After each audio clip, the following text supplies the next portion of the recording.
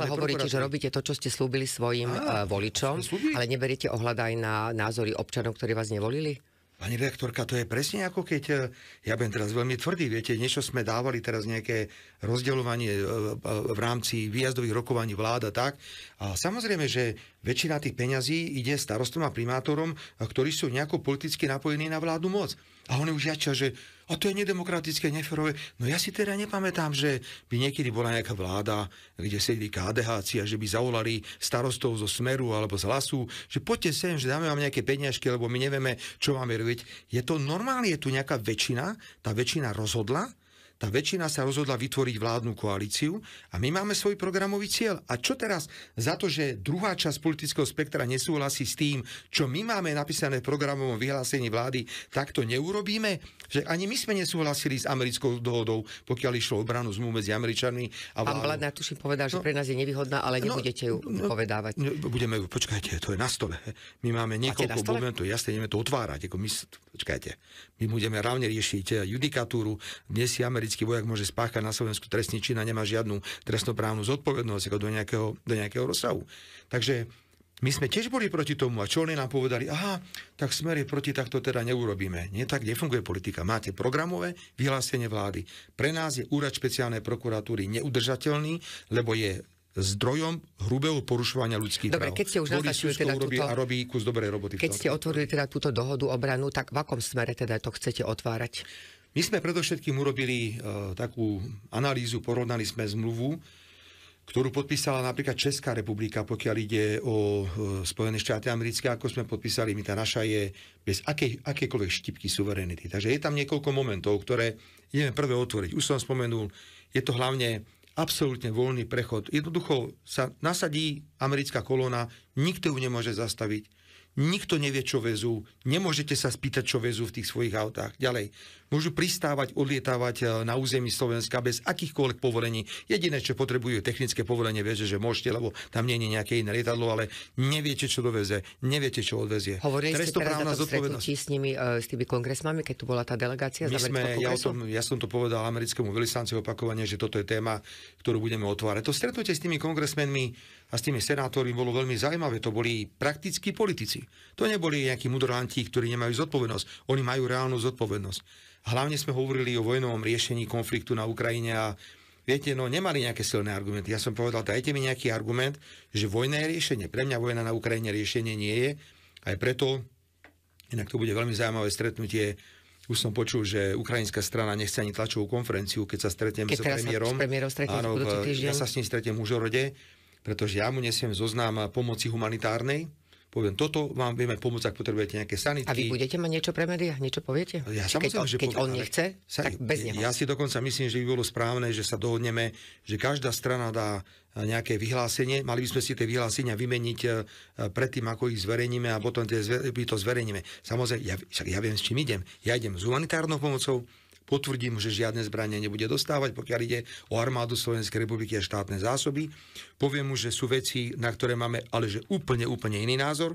Poviem mu, že pokiaľ ide o vstup do Európskej únie, my ich rešpektujeme, ale musia plniť podmienky. Nie, že politicky vstupí do Európskej únie krajina, ktorá absolútne nespĺňa žiadne požiadavky. Poviem mu, že som proti členstvu Ukrajiny v NATO, že ho budem vetovať a blokovať, lebo to je tak akurát základ 3. svetovej vojny a nič iné. Budem hovoriť to presne, čo som povedal Američanom, čo som povedal Ukrajincom, keď som sa s nimi stretol. Takže pre mňa je táto cesta veľmi dôležitá. O to viac bude veľmi zaujímavá, že aké riešenie vlastne majú. Tam nie je žiadne riešenie. Jediné riešenie, ktoré vidíme, je, že budeme mať ďalších 200 000 mŕtvych.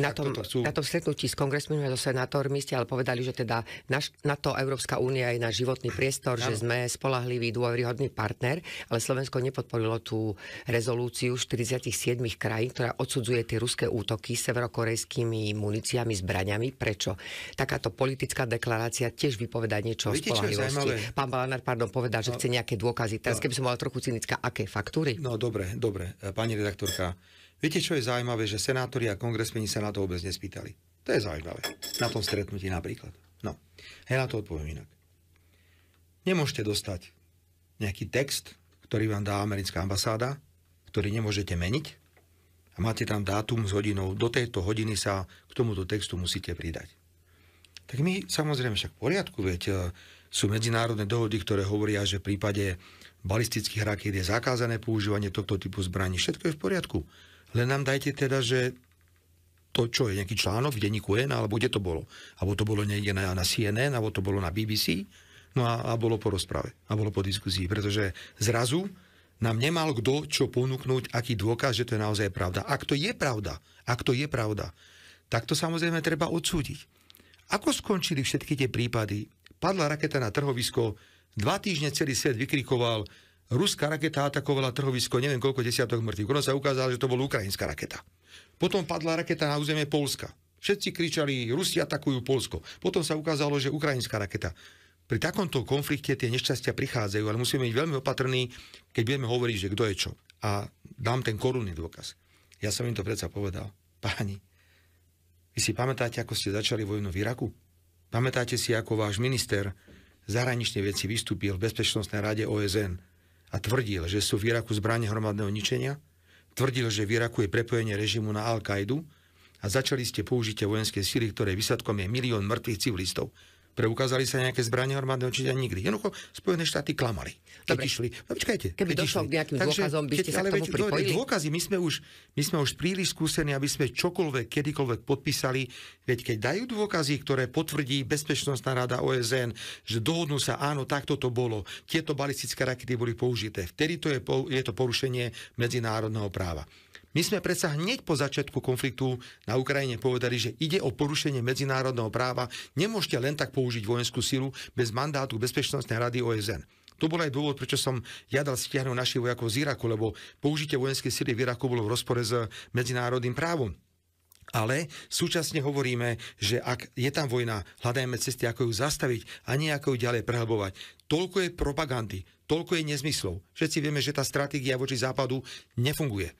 Ja podporujem, ak potrebuje Ukrajina európsku perspektívu, nech ju má. Ale s tým, že musí plniť podmienky. A súčasne treba tej Ukrajine hovoriť, páni, ale ste jedna z najskorumpovanejších krajín na svete. Ani Boh nevie, koľko z tej pomoci, ktorá k vám príde, sa stratí niekde na polceste v nejakých štruktúrach zločinu. A pokiaľ ide o NATO, tvrdíme, že NATO nie, lebo sa domnievame, že ako náhle by Ukrajina bola členským štátom NATO a došlo by k nejakému konfliktu medzi Ukrajinou a Ruskou, ten konflikt sa bude stále vyvolávať. No ale vidíte, doteraz bola kvázi neutrálna táto krajina Ukrajina a Rusko predsa len napadlo, takže to ako... Pani redaktorka, prosím, v čom bola neutrálna? Lebo vy ste kedy si povedali, že nejaká nárazníková zóna by bola, to sa nedá takto fungovať. Od roku 2014 po Majdane je Ukrajina pod totálnou kontrolou a vplyvom Spojených štátov amerických.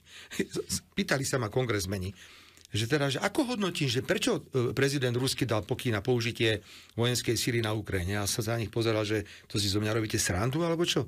Tak si predstavte, že máte Mexiko, ktoré susedí s vami. A si predstavte, že v Mexiku ministerstvo obrany komplet pod kontrolou Ruskej federácie. Celá politická scéna vrátane prezidenta vlády pod kontrolou Ruskej federácie. A ešte by tam samozrejme... Ale to neospravedlňuje ruského prezidenta, aby napadol Ukrajinu. On sa pýtal, ja som povedal, že je to porušenie ľudských práv. A predstavte si, že by ešte Rusi tlačili to Mexiko do nejakej vojenskej organizácie, v ktorej Rusko zohráva dominantnú úlohu. Čo by ste urobili? Na mňa pozerali, no však v podstate, že áno, tento argument je racionálny. Ukrajina nie je suverénna samostatná krajina. Ukrajina je pod absolútnym vplyvom Spojených štátov amerických a v tomto robí Európska únia obrovskú chybu, že si nechce nechať suverénny pohľad na Ukrajinu a súhlasí len s tým, čo hovoria Spojené štáty na adresu Ukrajiny. A preto, prosím, uvedomte si to ešte raz, ako náhle by tá Ukrajina bola v NATO, tak budú stále podpichávať, aby tam nejaké konflikty boli. Ako náhle by došlo do stretu Rusko s členským štátom NATO, máme svetovú vojnu. Pretože všetky členské štáty, ktoré sú v NATO, by museli prísť na pomoc Ukrajine. Taký je záväzok, ktorý sa týka príslušných zmluv. A my sa tomuto chceme vyhnúť. Ja sa osobne domnievam, že musí prísť k nejakému kompromisu, ktorý bude veľmi bolestivý. Pre obidve strany bude veľmi bolestivý. A asi na prvom mieste by mala byť Ukrajina, ktorá príde s tým, že ako si ona predstavuje riešenie mieru. Dobre, len a čo čakajú, že Rusi odídu z Donbasu a z Luhanska, alebo že odídu z Krymu, to je nereálne. To pripúšťajú všetci. Všetci vedia, že pravdepodobne ten kompromis bude nejako vyzerať a bude sa to týkať jednej aj druhej strany. A robia chybu. Keď nechajú tento konflikt ísť ďalej, vojensky ho nevyriešia a Ruská federácia bude získavať silnejšie pozície pri vyjednávaniach, ku ktorým v nejakom okamihu príde. Zlyhala stratégia.